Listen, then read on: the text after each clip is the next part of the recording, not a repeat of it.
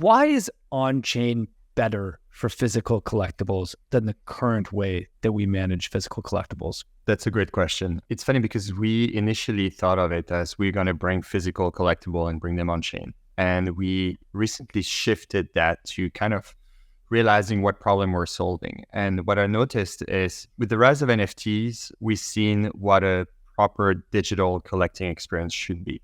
What I mean by that is with NFTs, you can see what people have in their collection. You can make offers on assets even if they're not for sale. You can send an NFT within a second to somebody at the other side of the world without having to do a transaction. You can just send it to them. And so this liquidity and this way of like collecting digitally where you could have communities online that hold different assets and you can only access that community if you have one of those assets. Those are really like a core value and a core thing that I think we want to bring to the physical world. Because right now in the traditional collecting experience in the physical world, you have to buy assets on platforms. It takes time for them to come to you.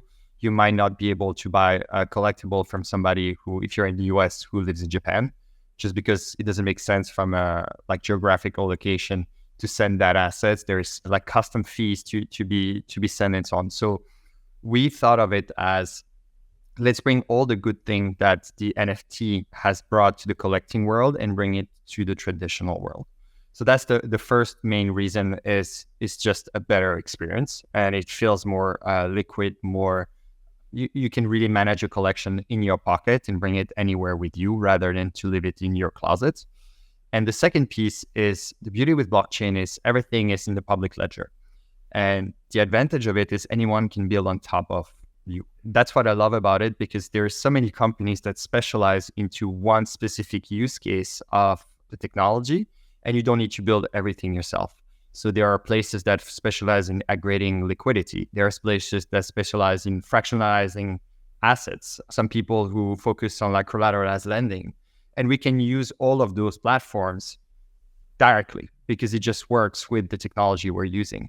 And so this interoperability between different platforms, I think, is key. The fact that you can use in different marketplaces as well. So you could sell your Courtyard assets on Courtyard, but you can, if you prefer to use another platform, you can also trade on those platforms and access those other liquidities.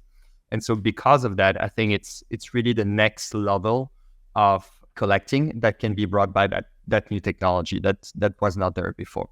And we can really focus on being the best platform at bringing those assets, providing the best marketplace experiences, but anybody could build technically on top of us. So people could even build game on top of us. You can just verify that people own those specific assets in their wallet and build a game on top of it.